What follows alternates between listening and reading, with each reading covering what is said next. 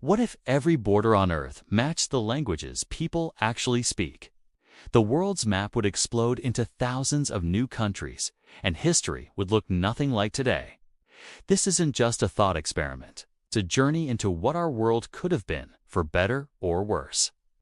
So, what if borders followed language? Most of our modern borders were drawn by wars, colonial powers, or simple geography, rarely considering the people who live there. Take a look at Africa and the Middle East.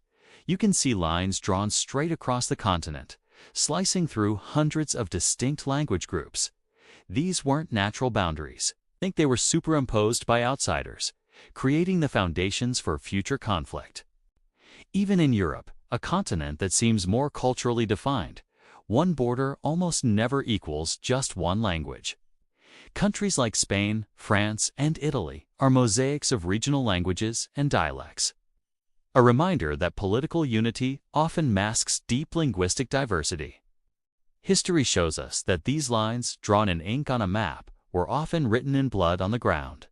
So, have we ever tried to align borders with language?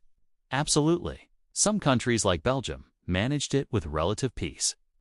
After years of tension, the country was formally divided into distinct regions for its French and Dutch speakers, creating a federal system that, while complex, has mostly held together.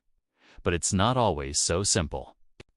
The partition of British India in 1947 was a brutal attempt to create nations based on religious and cultural lines, which closely overlapped with language. The result wasn't unity, but one of the largest and most violent migrations in human history, sparking chaos and conflicts that still echo today. Redrawing the map along cultural lines can be a recipe for either federal success or a historic tragedy. Let's imagine we did it everywhere, right now. A world divided strictly by language would shatter our current map into more than 6,000 tiny, independent states. A single country like Nigeria, home to over 500 languages, would splinter into a complex patchwork of new nations.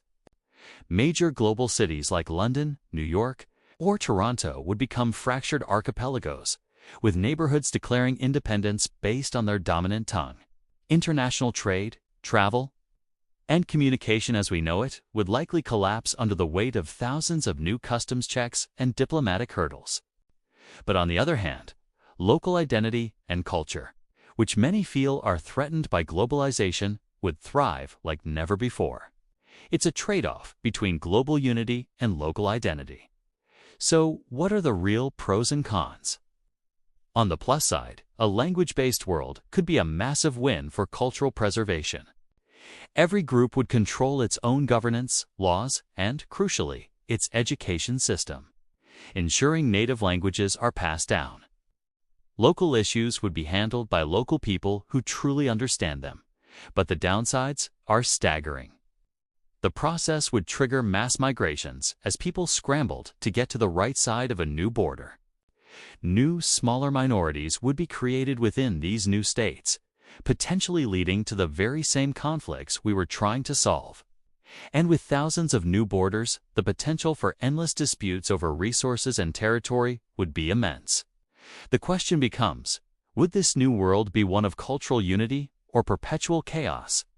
Ultimately, redrawing the world map is a fascinating but dangerous idea. In the real world, we have powerful examples of how to manage linguistic diversity without shattering nations.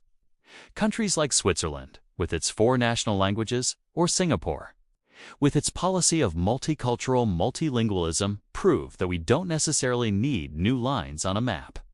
What we might need are smarter, more inclusive systems that respect diversity within existing borders. Perhaps the best border isn't one drawn by a pen, but one that people willingly agree to ignore in the name of shared goals and a common future. What do you think? Is a world of 6,000 countries a dream or a nightmare? Let me know in the comments which region of the world you think I should try to redraw next. Thanks for watching, and make sure to subscribe for more maps that unpack our world.